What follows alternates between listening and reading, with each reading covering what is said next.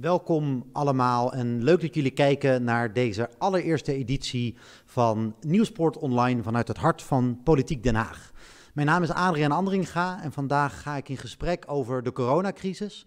Wat dat betekent voor de relatie tussen de Verenigde Staten en China en ook wat dat betekent voor de Amerikaanse verkiezingen. En dat zal ik uiteraard in het Engels doen, want tegenover mij zit de ambassadeur van Amerika in Nederland, Pete Hoekstra. Mr. Ambassador, welcome. Thank you very much for being here today and reaching out to us. Het is heel mooi. Wonderful. Ik vind het mooi hier te zijn. Wonderful that you start out in Dutch. You were born here, of course. Did you get anything of the introduction I made? Ik kan het allemaal wel verstaan, ja. Oh, that's great. Well, we decided to do this in English nonetheless, right? Dat is veel beter, ja. Fair enough. Wonderful.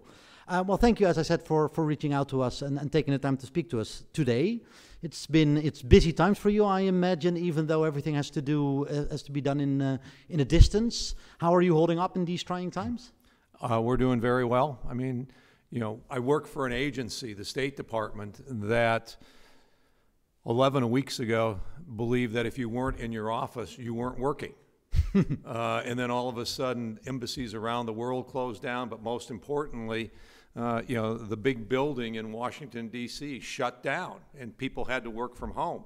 And so the State Department really had to do a catch-up.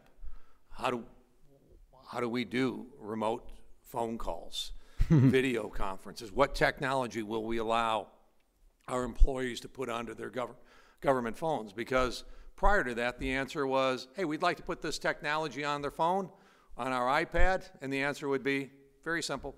Nope, you can't do that. Yeah. But we've adapted. So I do lots of video conference calls, and and it actually works. So it's working okay. So no private email servers in your basement that might get you in some trouble at some point. Wonderful. Not yet. No, not yet. Fair enough. Recently, you were under a bit of criticism, if you will, over inviting a controversial Dutch talk show host, Robert Jensen, for a lunch at your place. I think we actually have the photo and the tweet you made of that. Got to catch up with the Jensen show host, Robert Jensen. This received quite a lot of criticism. So I was wondering, what was your thinking doing this? Well, as an embassy, we have a responsibility to report back to Washington, D.C. on the political situation, the political environment in the countries that we are in. So I meet across the political spectrum with individuals, with the parties. I spoke at Terry Baudet's party conference. Mm-hmm. I went to the party conference. I was invited to go to the labor conference.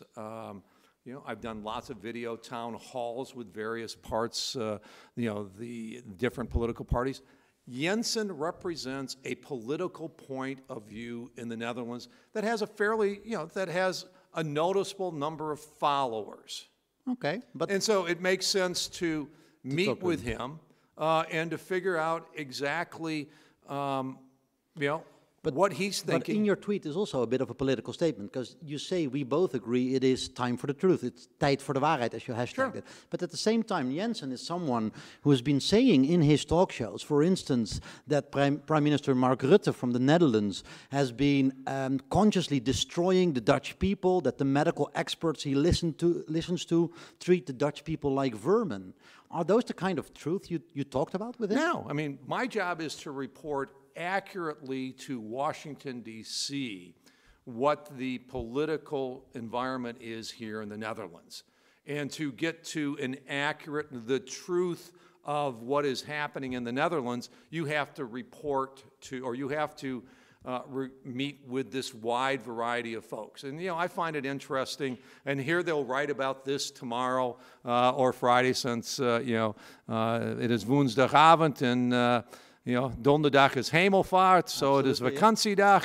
They will write about it. But, I find it very interesting that the media, or certain people within the media, are very intolerant of other people in the Netherlands.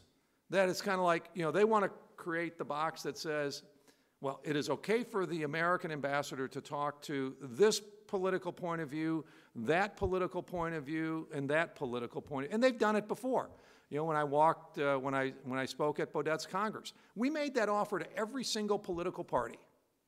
You know, if you want to invite us to come to a conference, we will come. If you want me to speak, I will. I need to tell America's story. I'm telling Robert Jensen at the same time, this is what America believes. But the active Waarheid is the only way we get a good picture of what is going on in the Netherlands is by talking to them all. I meet with Dink. We did a video conference with the young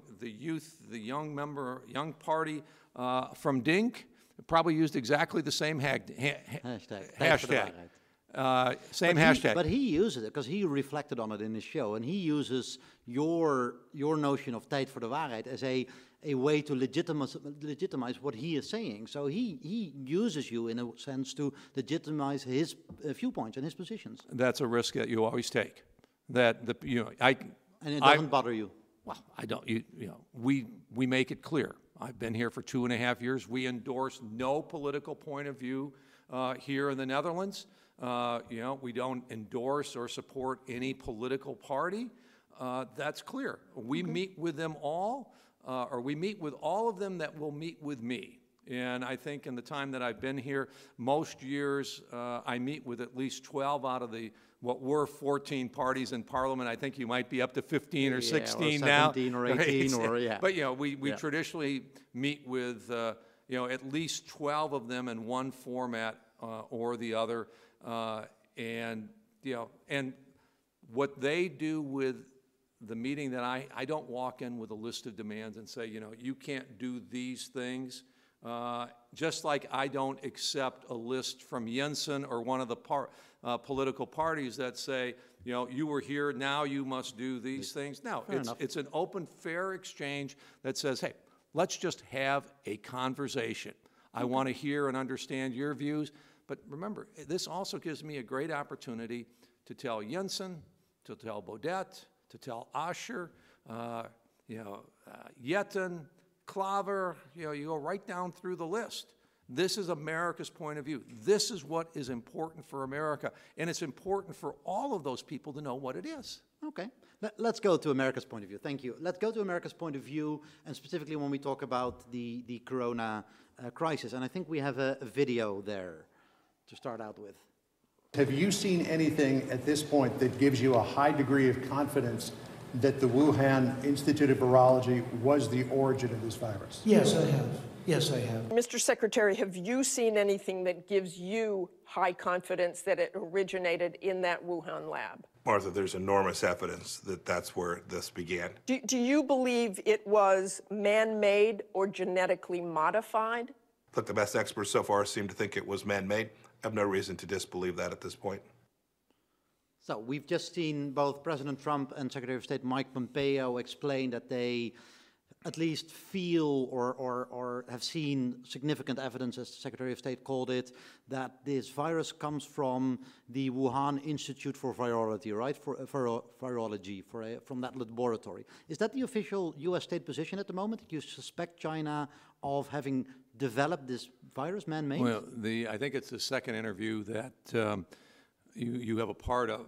Yep. And there were additional questions to the Secretary where he came clear and said that it was not necessarily man-made.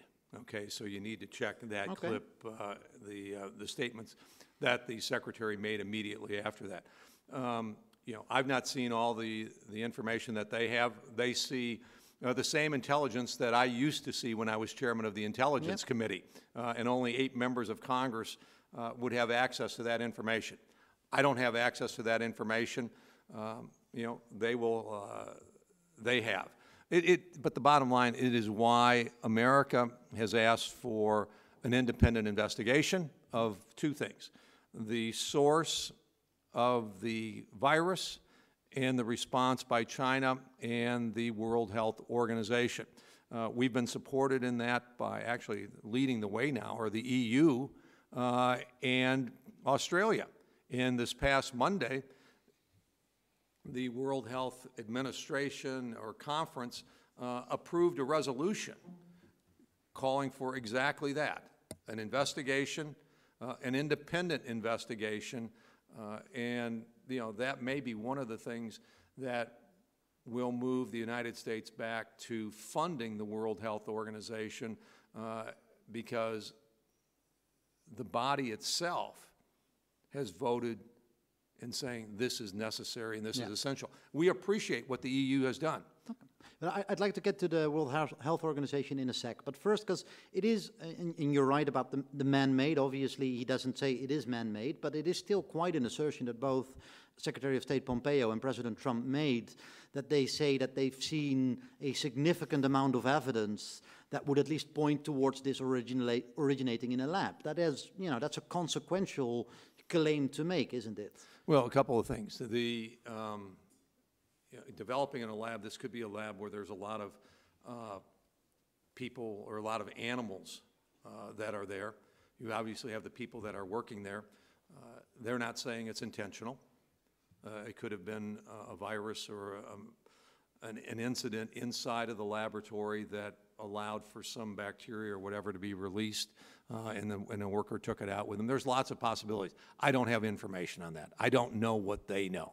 But I'm assuming that if they're talking that way, that they know that they have some information. But this has not been confirmed by any intelligence agency, or at least publicly, right, yet? It has not been confirmed publicly, and this is why, again, you're looking for an independent investigation where then the United States would have the opportunity to take the evidence that they believe may point to that, and it's not whether it's point to, but they may present the evidence that we have about the background, combine it with other evidence that hopefully we will get from China, that they will finally become transparent, have other researchers taking a look at it and saying, you know, hey, that's interesting information, but here's other information that points to a different direction, and that's what we will pay the experts for to make the final determination. But I remember vividly from 2003 when the U.S. had reason to believe that Iraq was developing a weapon of mass destruction, that Colin Powell went to the UN and said, we have a significant amount of evidence this is going on, and we'll present that evidence to the world. Do you feel that if Secretary of State Pompeo says we've seen significant amount of evidence that it was developed there, why not publish that? Why not have the same transparency as you want, and I think rightfully so, from China? Why not have the same transparency as the US and say, we've got significant amount of evidence that it comes from this lab, here it is? Because you want to go to an independent organization and have them weigh the pros and cons and weigh the validity of the information. Intelligence is always an imperfect world, all right? There was imperfect information on Hawija, okay? Yeah.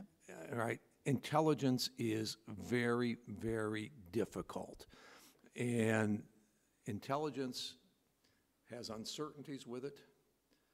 There's always a risk that the intelligence may or may not be wrong.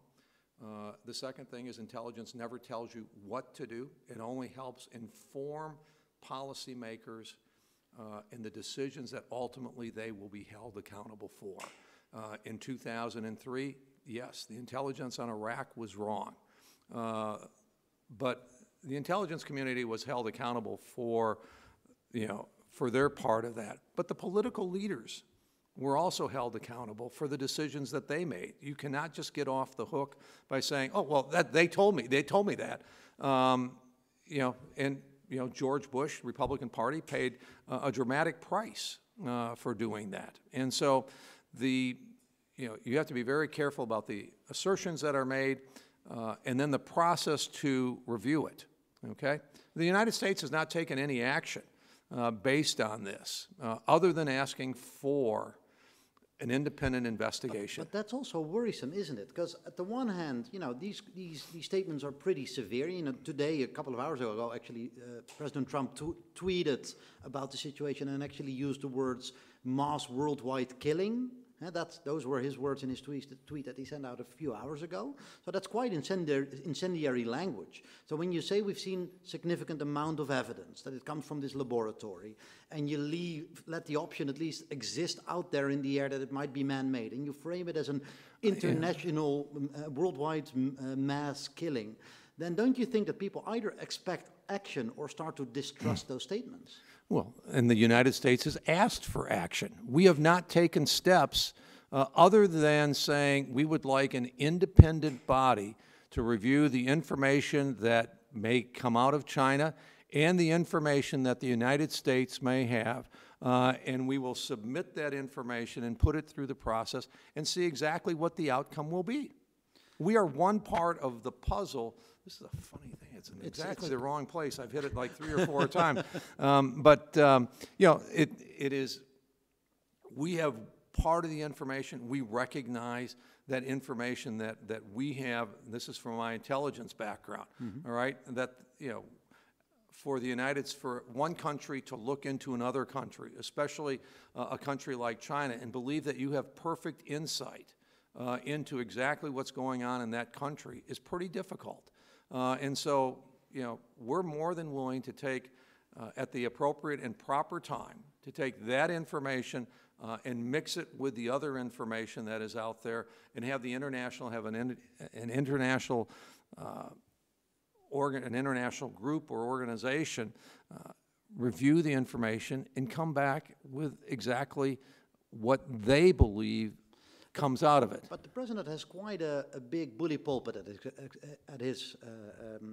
that he can use. He can, you know, when he says something, the entire world hears it. So when he says it's this mass worldwide killing, and we have evidence that it comes from this laboratory, then the next step, the more nuanced step, so we want an independent investigation, might be missed by a lot of his audience.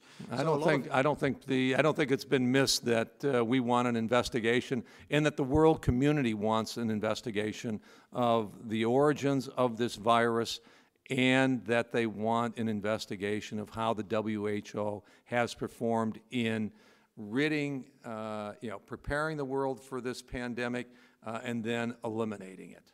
Okay.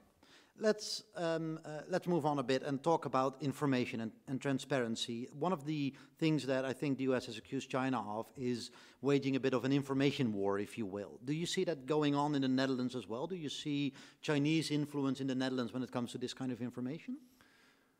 Sure. In what way? Well, I did an interview with the, as a panel for Diplomat magazine today. And it will be very interesting in terms of how they report it, all right? I'm looking forward eagerly. Well, there was some coverage in Financieel Dagblad today, financial...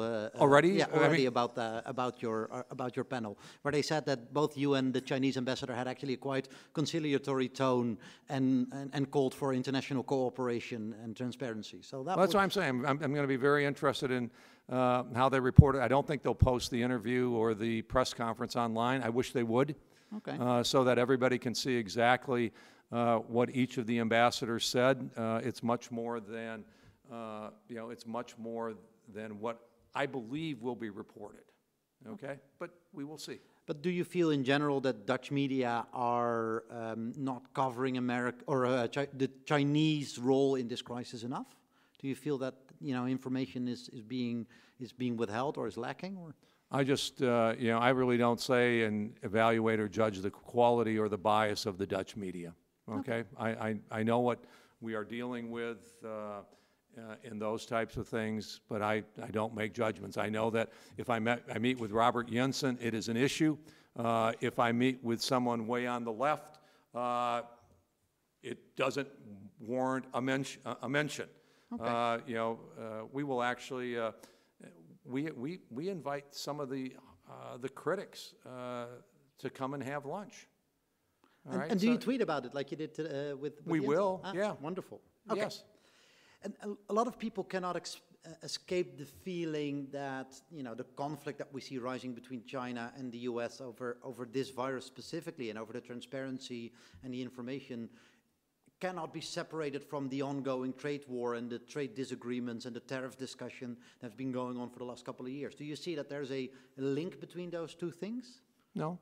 No? No. I mean, the economic link, and this is one of the things that, you know, the Dutch ought to be as concerned about the economic link with China as what we are. You know, China does not respect intellectual property. That's not, you know, that's not contested. Mm-hmm. You work in the tech industry. You know, they steal technology.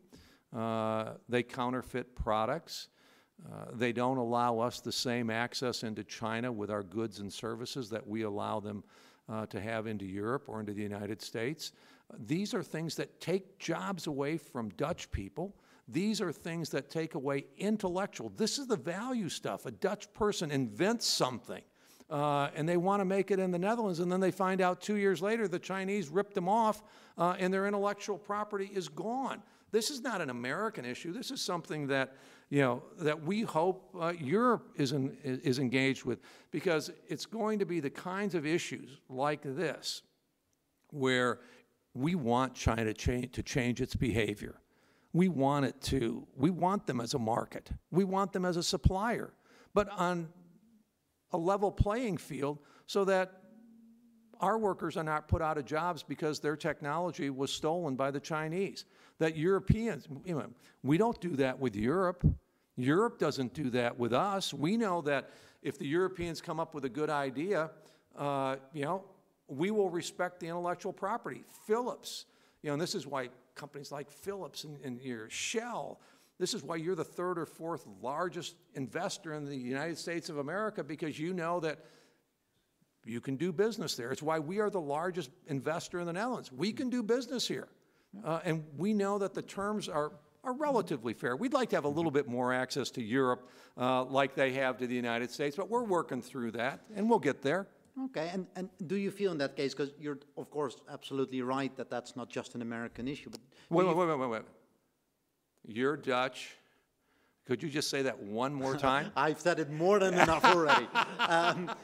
It sounds just so good. I figured as much. But what I will buy you a beer afterwards if we can find a bar that is open. That's going to be problematic in the next couple of days, I guess. But what I was wondering, because I think the U.S. has also made an issue out of growing cooperation between Europe and China, for instance, with the New Silk Road discussion, and China working together with European governments and setting up, supply lines and stuff like that. Is that an issue you're worried about at the moment? Sure, and so are Europeans. Okay, some of the European countries, they know that how these deals are structured with China.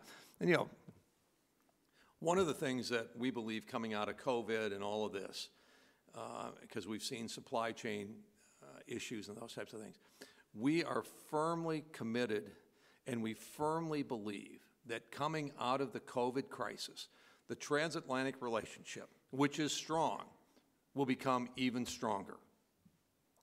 Because we recognize that we are echte vrienden. We can rely on each other. Philips can make ventilators, all of their ventilators in the United States.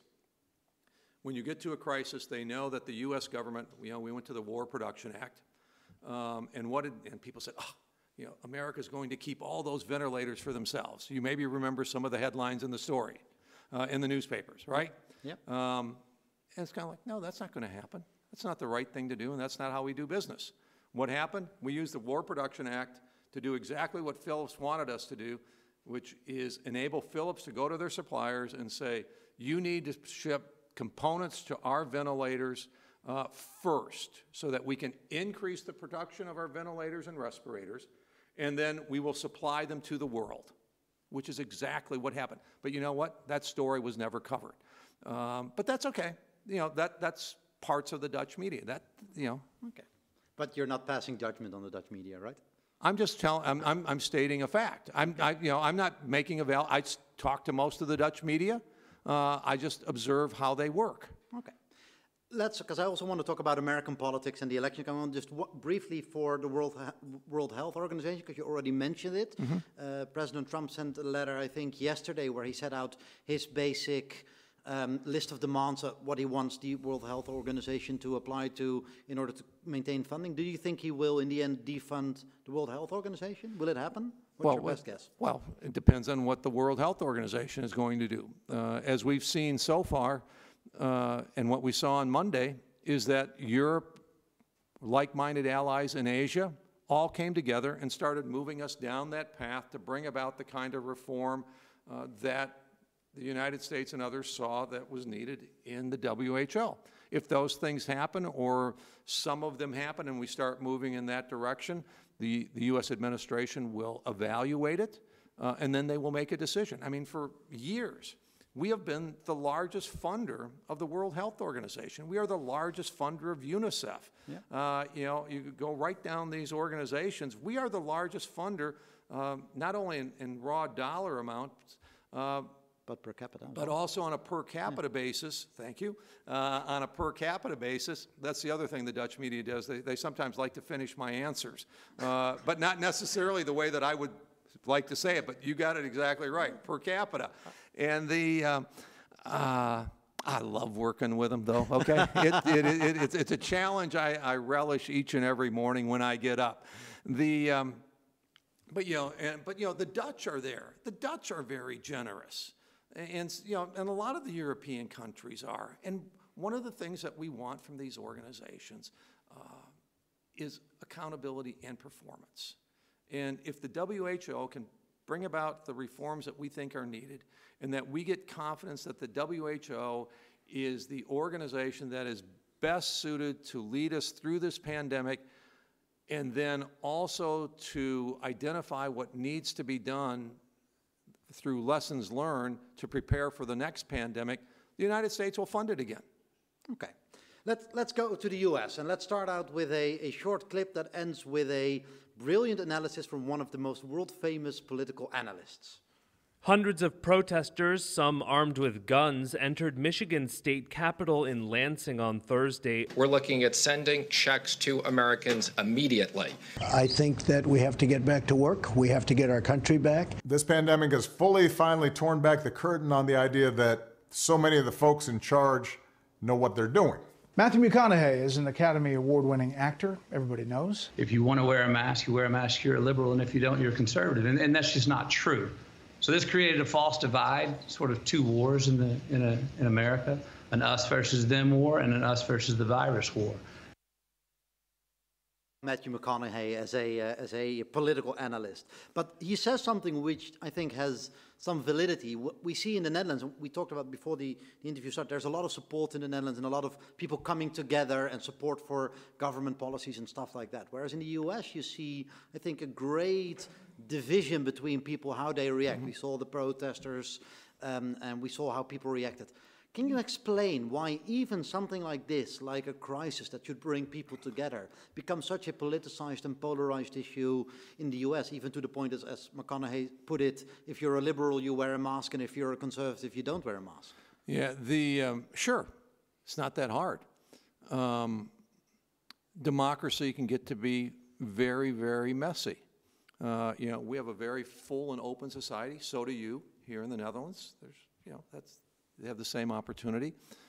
We have a two-party system. You have something different. And the policies that are being put in place are having a huge impact. Okay, in terms of the health and wealth, wealth, and safety and security of the American people. We've had in 7 weeks, I think now 7 or 8 weeks, we've had 36 million Americans file for first-time unemployment benefits. 36 million people. We've gone from an unemployment rate of around 4% to an unemployment rate now that is above 15%. That's hard. These people, they want to work, and they see that the decisions that are being made for them are prohibiting them from going to work. And so they've got strong feelings about that, and they look at the decisions and they evaluate the decisions of their political leaders. In our case, primarily 50 governors around the states. Sure, there's a backstop from the federal government, but when it comes to administering the strategies against the pandemic, it's the governors that are at the forefront of doing that. And so. Yeah, like in Michigan, you've got. But we've got high unemployment and rising unemployment numbers in the Netherlands as well. I think. What did I see the other day? It went to 5% or 4%. Yeah. Still, it's not. But there's a lot of people worried in the Netherlands as well. People who want to go back to work as well. We're here right across the corner, around the corner from Plein, the famous Dutch place, where normally in a day like this it would be crowded with people enjoying, lunch or whatever on the terraces. So, but we don't see people responding in the same same polarized and politicized way. And do you feel that it might have to do something with the way political leaders influence the political debate as well? Because politicians have the same tendency. We've seen fights between the president and governors where they've, been at each other's throats over these policies. Do you think that helps create the setting where these kind of protests take place? Well, I mean, you have, it can come from a number of different places. Sure, part of it may come from the leadership, and they bear some responsibility for the environment. It also comes, America is very much a grassroots organization. As an individual, you can, you're empowered and you have a voice. It's how I got to Congress for the first time in 1992. No political background, no political experience. I worked for a Fortune 500 company. I was the vice president of marketing. And I said, you know what, I'd like to be a congressman, and I don't think my congressman is doing a good job. And 6 months later, I was elected to the U.S. Congress. And so, America, has both of those policies. Sure, the top down, but also very much the bottom up. Those people that were protesting in my home state from Michigan, and protesting in the Capitol. Yeah. That's a bottoms up movement. I'm not saying it's the right movement or the wrong movement, but there wasn't a political leader somewhere in the party or somewhere in the state that said, okay, I need 500 of you to show up in Lansing on Friday. This was somebody at a much lower level, at a grassroots level, saying, I'm going to Lansing on Friday. I'm going to be there at 11 o'clock, and I want anybody else or everybody else that is in, who's disagreeing with the governor to be there with me. But President Trump at the same time has been retweeting a lot of the messages and Free Michigan and these kind of messages. And we also see that some of the people involved in organizing these protests have been involved in organizing even back to the Tea Party movement of 2010, the same people, well-funded people by political action committees who now set up these protests again. So it seems that even the Free Michigan or the Free Up Michigan kind of movement, and in Wisconsin and in other states as well, are politically organized and even politically funded to a large extent. Don't you think that political leaders on both sides, perhaps of the aisle in the U.S., are actively creating this kind of polarization because it benefits their electoral chances? I am convinced that the Democrat leadership and the Republican leadership in the United States are both focused on the well-being of the American people. Okay, and they have different strategies in terms of how they will address that, and they feel passionately about that. And I hope it's not political, but I also learned that good policy is good politics. That if you do the right thing, you will be rewarded at the ballot box. And I think both Democrats and Republicans at the leadership positions and at the grassroots positions fervently believe that the policies that they are promoting are the right things for the American people to keep them safe and to put them back to work and to get our economy moving. I will not accuse either one of them saying, you're doing this solely for political reasons. When you're doing things solely for political reasons, quite often in America, people see through that. And you are, and then they make their judgment on Election Day. But okay, that's good to hear, and I absolutely hope you're right. But at the same time, so do I. But at the same time, what we see happening is that on the same day that President Trump and Dr. Fauci stand at the podium together and say, we've got these criteria for states that they need to fill in order to be able to open up their economy again. And then at the same day, the president tweeting that some states should be freed again that do not meet those criteria. That's a kind of a mixed message. Again, states will make their own determination as to when they open. The federal government stands up and says, free Michigan or free Wisconsin, then obviously that's going to incite a lot of people to demand that, and the governor in Michigan has said no. But you don't think that it's problematic if the president says you need to fill these criteria and then goes back and says, but I think the governor should free up Michigan anyway? I defend the right of the president to have his point of view and for the governor to have her point of view. Okay. you know, you can't expect either one of them to endorse a set of policies that they don't agree with. Okay. It's not fair to have, you know, to expect the governor to say, you know what, God, the president said we need to open up, but as the governor, I really think that's the wrong thing to do. But because the president said it, I'm going to do it. At the same time, if the president disagrees with the policies of the governor, he's not going to sit back and say, man, I really think what the governor in Michigan is doing is the wrong thing. So I'm just going to be quiet about it. Okay. It's not how American politics work. Well, let's look at it, because we've got a movie clip actually of an interaction between the president and the governor of Michigan. So we can include that, I guess. As COVID-19 cases increase in Michigan, so too does the rift between Governor Gretchen Whitmer and President Donald Trump over the effort to secure personal protection equipment. Friday morning, the governor suggested on WWJ the feds were purposely withholding equipment that hospitals need to treat patients. Michigan, all she does is she has no idea what's going on, and all she does is say, oh, it's the federal government's fault, and we've taken such great care of Michigan. You're a proud Michigander yourself, right? You represented the state. Absolutely. Yeah, you represented the state. I love, by the way, the link between Michigan and the Netherlands. There's so many Dutch politicians or people with Dutch heritage who represented Michigan, right? I think there was an election in the 1970s where Van der Werf was running against Van der Laan or something along those lines. Oh, sure, yeah, sure. It's fascinating. West Michigan, yeah. Well, Hoekstra ran against Van der Jacht. Van der Jacht, oh, wonderful. Yes. Yeah. So that's so a proud Michigander, you could say. So we saw obviously 4 years ago in the presidential elections that Michigan turned out to be, you know, the crucial state that, you know, flipped in favor of President Trump, where it had been voting for a Democratic presidential candidate, I think, every election since 88. So do you think Michigan will play the same kind of crucial role this time around? Yeah, who knows? I mean, Michigan will be an important state.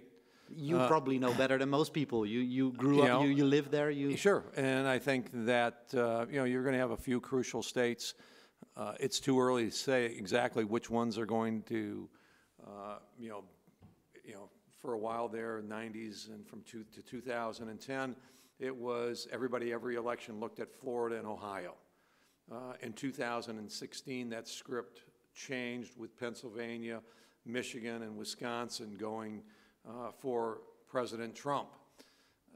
You know, there are now, there's some indications that with some polls out that Virginia might, right now, the president may be leading in Virginia. Well, if Virginia flips, you know, then you're going to have to get some other states in there to be a battleground if you're the Democratic candidate.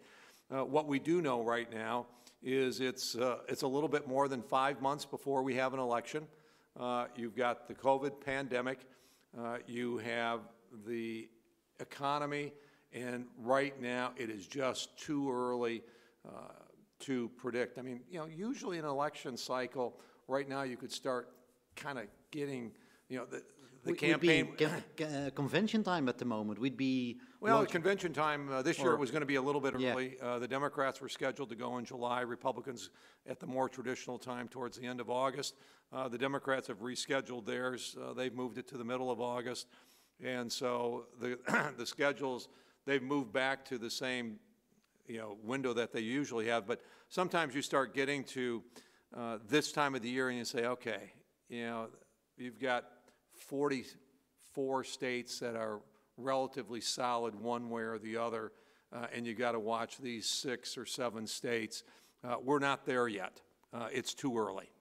And do you think, because we saw Governor Whitmer, the governor of Michigan, she is often touted by many people as one of the potential, or maybe even most likely, vice presidential pick for the Democrats, for Joe Biden. Do you think that could put Michigan back into play this time around?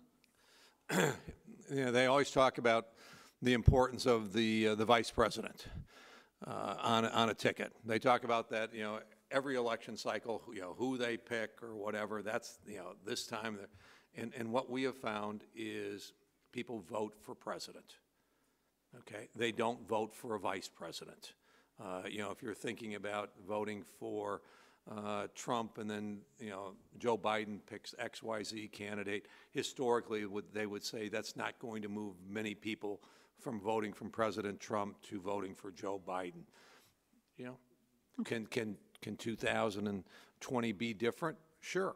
Because 4 years ago, I think the nomination of Mike Pence at least swayed a lot of traditionally religious voters, evangelicals who might have had their qualms about President Trump, having been divorced many times and having been controversial in a lot of more religious values ways. I think it swayed a lot of them that at least he picked someone that they could relate to, right? Yes, it did. It didn't necessarily swing Indiana. No, we were going to win Indiana. You were going to win Indiana anyway. We were going to win Indiana anyway. Yeah. So I think that's right. You pick a vice presidential candidate to round out your ticket and maybe address a vulnerability or a weakness that you believe the presidential candidate will have. You don't necessarily elect or select one to win a state. I think it's more important to round out a ticket. Okay. And because we're also getting close to closing time for this link, so let's say hypothetically, if Joe Biden wins, would you stay on as ambassador to the Netherlands? No. No, you'd be gone, on January 20th or something along those lines. Well, the longest I could stay would be January 20 at 12 o'clock noon. Okay. At 12:01. Your term ends. Well, Joe Biden would expect me to have my resignation on his desk, and he would be accepting it. Now, we would get the message that if Joe Biden wins, you're gone. And let's stay with hypotheticals. If he says, you know what, I can't replace all ambassadors at the same time, would you want to stay on if he gets elected? Sure. I mean, but again, you need to move on. Okay, you might be here for 2 months, 3 months, but number one, he's not going to say that. Okay, so that's not a possibility.